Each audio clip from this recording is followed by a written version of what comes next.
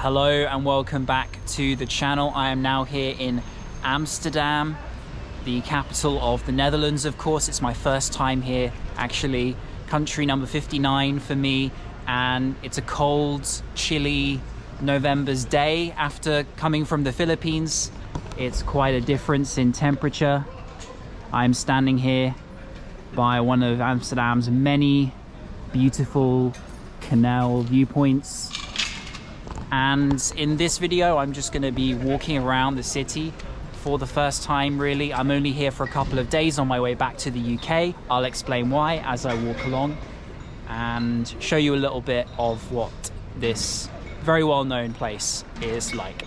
After landing back here in Europe a couple of days ago, the first thing I had to sort out was getting myself a jacket, as I had no warm clothes apart from this jumper.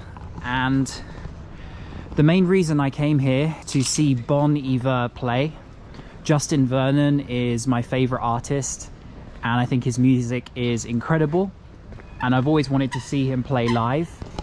And when he announced his kind of post-pandemic tour, I looked at the different locations, and then I thought, I've never been to Amsterdam, I'll just go for that one instead of picking it in London. It was a good excuse to visit a city I've never been to. And so I saw Bon Iver play the night after I landed. If you've never heard of Justin Vernon's music, then I recommend giving it a listen if you like a style that's a bit more chilled out.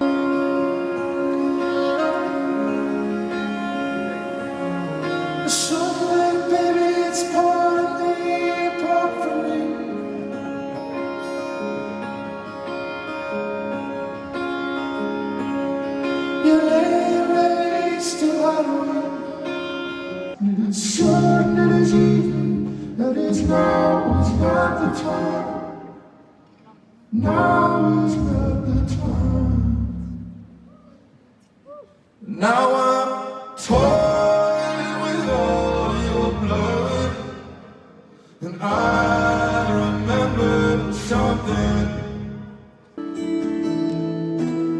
And everything that happens is from now on. This is pouring rain. This is paradise.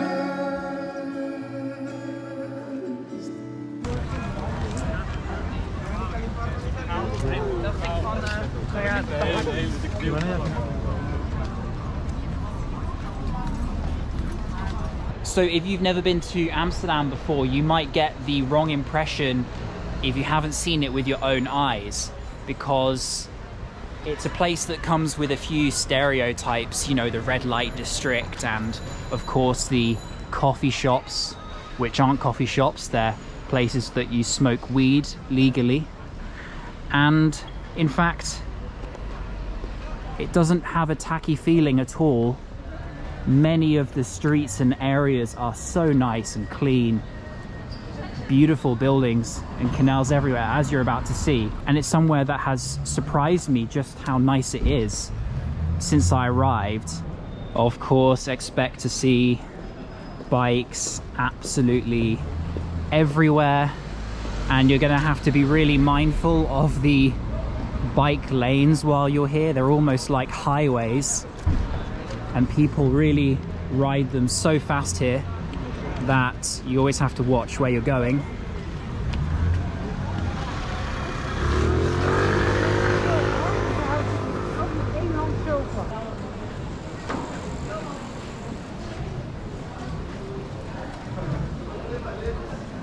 Coming back from Asia, it is so nice to see a street like this, almost like going back in time.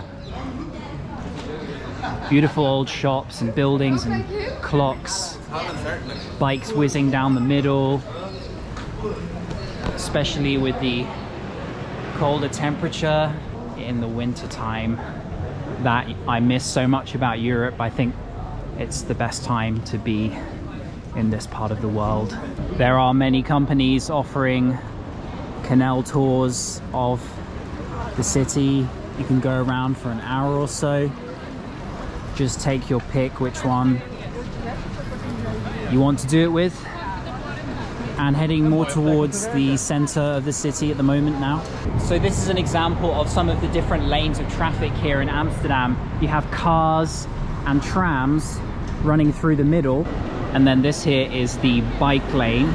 People come quite fast through there, and there's also a bike lane on this side too. Then you have a pathway on this side and a pathway on this side. So it's quite a breakdown of different modes of transport as you make your way around the city. Worth taking a look at is Bloemenmarkt, the large flower market in the center of Amsterdam.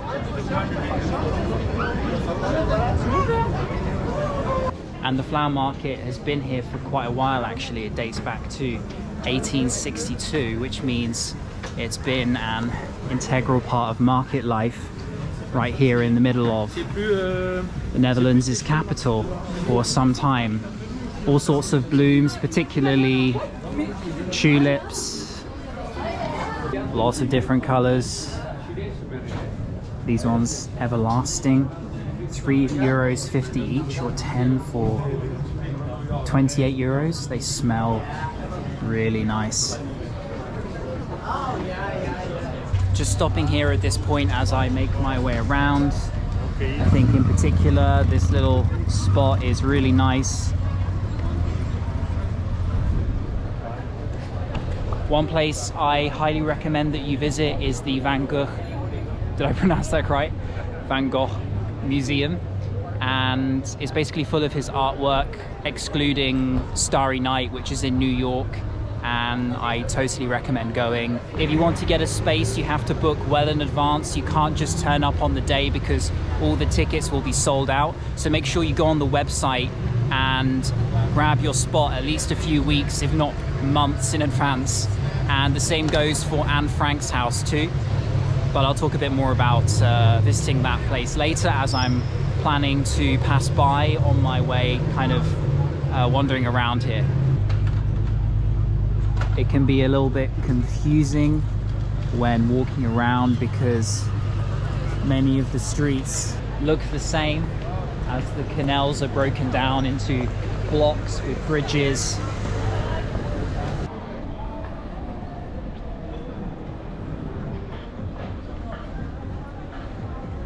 So on the other side of this canal is the house of Anne Frank. Unfortunately, there's scaffolding on the front right now. I went inside yesterday, as well as visiting the Van Gogh Museum yesterday, and like I said, you need to get your ticket well in advance. It's a really kind of moving and emotional experience to go in there. The actual interior is still intact. There's a lot of things that were there when the Franks lived there that are still inside today. Lots of their things, like her marbles, or even down to the sink. So it's actually this one here. There are two buildings and they're kind of connected together, and 8 people hid inside the annex, which is at the back in the attic behind a bookcase for a few years. And that's why it's such a sad story, because of course they're in a constant state of paranoia that they might eventually get caught by the Gestapo. The Frank family fled Germany in 1933 to escape anti-Semitism, only for the Nazis then to follow them when they took the Netherlands. And eventually they were found right towards the end of the war, just before the Allies came to liberate the Netherlands. And unfortunately, she died. Everybody else died, apart from Otto Frank, the father. And it's incredibly sad. It's a lesson to go inside and remember the stories. And of course, her diary documented those days inside that building over there.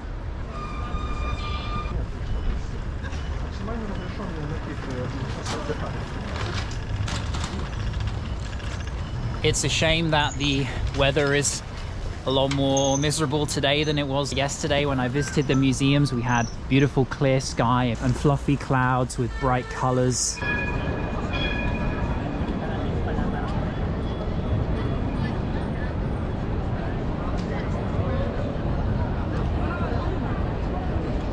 So I just finished dinner and I had a local Dutch dish called stampot. Stampot is like mashed potato mixed with vegetables, bacon, and then there's a sausage on top. Very filling.